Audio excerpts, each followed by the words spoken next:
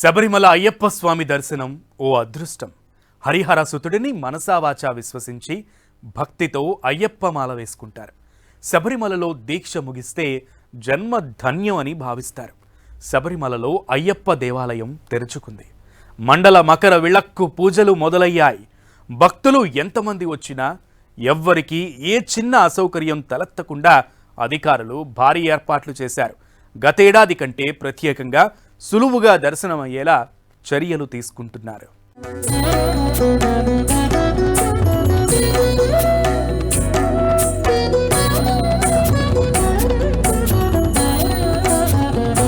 శబరిమల అయ్యప్ప దర్శనాలు ప్రారంభం. అయ్యప్ప స్మరణతో మారుమోగుతున్న గిరులు.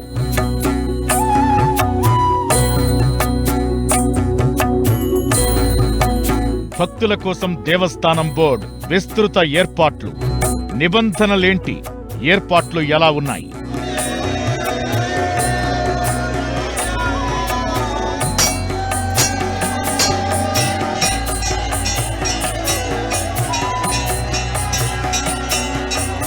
మండల మకర విళక్కు పూజల కోసం శబరిమల ఆలయం తెరుచుకుంది. ఈ ఏడాది నిత్యం 80,000 మందికి దర్శనాలు కల్పించాలని ట్రావెన్కోర్ దేవస్థానం నిర్ణయించింది. 70,000 మందికి ఆన్లైన్లో వర్చువల్ క్యూ టికెట్లు బుక్ చేసుకునేందుకు అవకాశం కల్పించగా, మరో 10,000 మందికి శబరిమలలోని ఎరుమెలి, వండిపెరియార్, పంపా దగ్గర స్పాట్ బుకింగ్ కౌంటర్లు ఏర్పాటు చేశారు. శబరిమల ఆలయానికి మొదటి రోజే భక్తులు భారీగా తరలివచ్చారు. తొలి రోజే వర్చువల్ బుకింగ్ ద్వారా 30,000 మంది భక్తులు నమోదు చేసుకున్నారు. భక్తుల రద్దీని దృష్టిలో ఉంచుకుని ఈ సీజన్లో అయ్యప్ప దర్శన వేళలను పొడిగించారు. రోజు 18 గంటల పాటు దర్శనాలకు అనుమతించనున్నట్లు దేవస్థానం బోర్డు అధికారులు ప్రకటించారు. తెల్లవారుజామున 3 గంటల నుంచి మధ్యాహ్నం 1 గంట వరకు, తిరిగి మధ్యాహ్నం 3 గంటల నుంచి రాత్రి 11 గంటల వరకు భక్తులకు అయ్యప్ప దర్శనాలు కొనసాగనున్నాయి. పశ్చిమ కనుమల్లో 914 మీటర్ల ఎత్తులో ఉన్న శబరిమల అయ్యప్ప స్వామి సన్నిధానానికి పంబ నుంచి కాలినడకన చేరుకోవాల్సి ఉంటుంది. స్వామి దర్శనానికి వచ్చే భక్తులు మండల కాలం అంటే 41 రోజుల పాటు దీక్ష చేపట్టి ఇరుముడితో వస్తారు. పావన పదునెట్టాంబడి మీదుగా స్వామిని దర్శించుకుంటారు. ఇరుముడి ఉన్నవారికే పదునెట్టాంబడి ఎక్కేందుకు అనుమతి ఉంటుంది.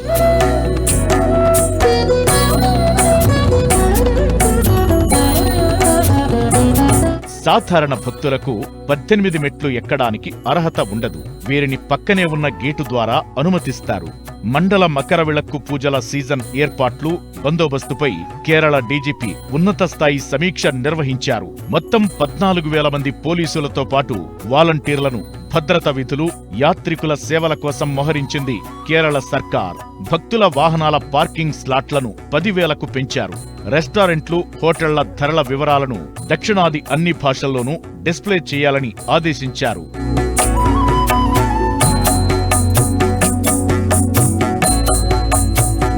మండల పూజ సీజన్ కావడంతో తొలి 2 వారాల పాటు వర్చువల్ క్యూ బుకింగ్ ఫుల్ అయింది. 14 రోజుల వరకు బుకింగ్ ఖాళీ లేదు. ఇక మండల పూజలు డిసెంబర్ 26వ తేదీ వరకు కొనసాగుతాయి. ఆ తరువాత కొద్ది రోజులు విరామం తరువాత డిసెంబర్ 30 నుంచి మొదలయ్యే మకర విళక్కు పూజలు వచ్చే ఏడాది జనవరి 20వ తేదీ వరకు జరుగుతాయి. గతేడాది 50 లక్షల మందికి పైగా భక్తులు శబరిమలను సందర్శించారు. ఈసారి ఆ సంఖ్య మరింత పెరిగే అవకాశముంది. దానికి అనుగుణంగా అధికారులు ఏర్పాట్లు చేస్తున్నారు. రోజుకు 1,00,000 మంది భక్తులు వచ్చినా వారికి ఎలాంటి ఇబ్బందులు తలెత్తకుండా చూసేలా ఏర్పాట్లు సాగుతున్నాయి. ఇక అయ్యప్ప భక్తులకు భారత వాతావరణ శాఖ గుడ్ న్యూస్ చెప్పింది. శబరిమలలో వాతావరణ వ్యవస్థను ఏర్పాటు చేస్తున్నట్లు ప్రకటన విడుదల చేసింది. అమర్నాథ్, చార్ధామ్ యాత్రల్లోలానే శబరిమలలోనూ వాతావరణ వ్యవస్థను తీసుకొస్తున్నట్టు తెలిపింది. శబరిమలలోని సన్నిధానం, పంబ, నీలక్కల్ ప్రాంతాల్లో వర్ష సూచికలను ఏర్పాటు చేసినట్లు ప్రకటించింది.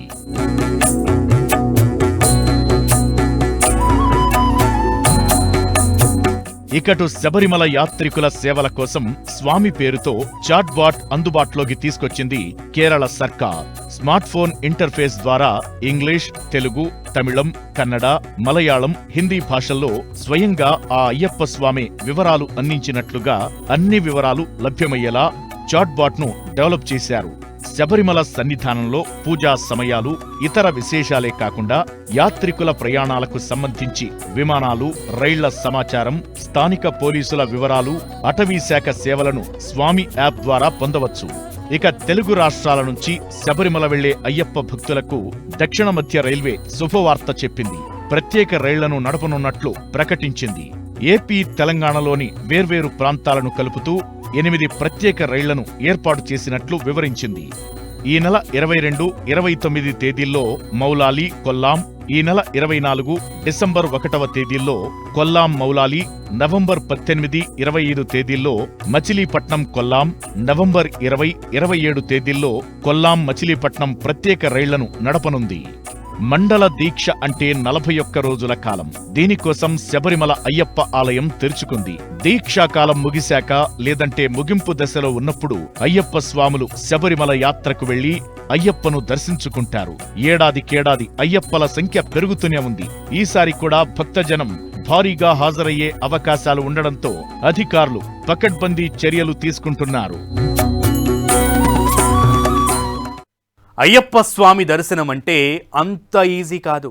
చుట్టూ కొండలు, దట్టమైన అడవులు, ఆ దారుల్లో అడుగులు, పక్క నుండి అయ్యప్ప స్వామే తన సన్నిధానం వరకు తీసుకెళ్తారని భక్తుల నమ్మకం. ఇక మండలం దీక్ష అంత సులభం కాదు.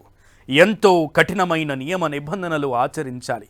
ఈ దీక్షతో ఆరోగ్యం పదిలంగా ఉండడంతో పాటు క్రమశిక్షణ అలవాటవుతుంది. ఆ హరిహర సుతుని మీద భక్తితో మనసంతా ఆధ్యాత్మికత నెలకొంటుంది.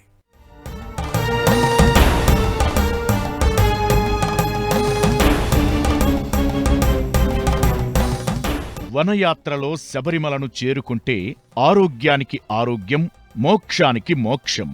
ఈ వనయాత్రలో భాగంగా కొండలు ఎక్కుతారు. ఎరుమేలి, పెరూర్తోడు, కాలైకట్టి, ఆళుద, ఇంజిపారికోట, కరిమల, కరిలాంతోడు, పెరియానపట్టం, చెరియానపట్టం, పంబానది, నీలిమల, అప్పాచిమేడు, శబరిబీడం, శరంగుత్తి, సన్నిధానం, శబరిమల చేరుకుంటారు. ఇలా కొండలన్నీ చేరుకుని స్వామివారిని దర్శించుకునే మార్గాలని పెద్దపాదం, చిన్నపాదం అంటారు. వనయాత్రలో భాగంగా సుమారు 48 కిలోమీటర్లు కాలినడకన వెళ్లి భక్తులు సన్నిధానం చేరుకుంటారు. సాధారణ యాత్రికులు ట్రెక్కింగ్ చేసుకుంటూ వెళతారు. ఎరుమేలి దగ్గర యాత్ర ప్రారంభమవుతుంది. ఇక్కడ వావరు స్వామిని ముందుగా భక్తులు దర్శించుకుంటారు. అక్కడ పేటైతుళ్ళై అనే నృత్యం ఆడతారు. ఆ తరువాత ధర్మశాస్త ఆలయంలో ధనుర్బాణధారి అయి అయ్యప్ప స్వామి కొలువై ఉంటాడు. ఇక్కడే వినాయకుడు ఉంటాడు. ఈయన్ని కన్యమూల గణపతి అంటారు. ఇక్కడి నుంచి భక్తుల పాదయాత్ర మొదలవుతుంది.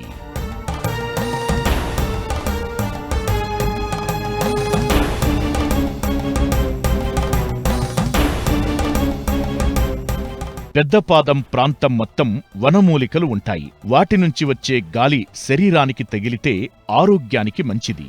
భక్తులు ఈ మార్గంలో వచ్చే అళదా నదిలో 2 రాళ్లు తీసుకుంటారు.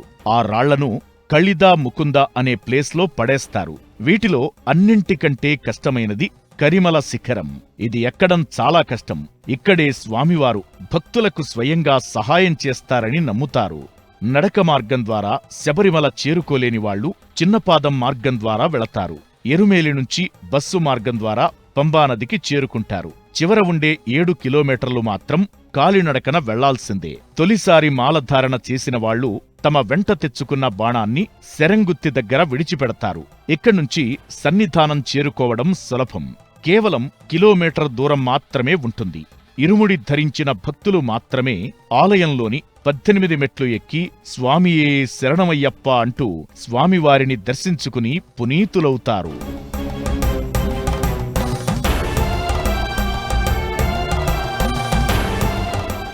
మండల దీక్ష అంటే 41 రోజులు అంత ఈజీ కాదు.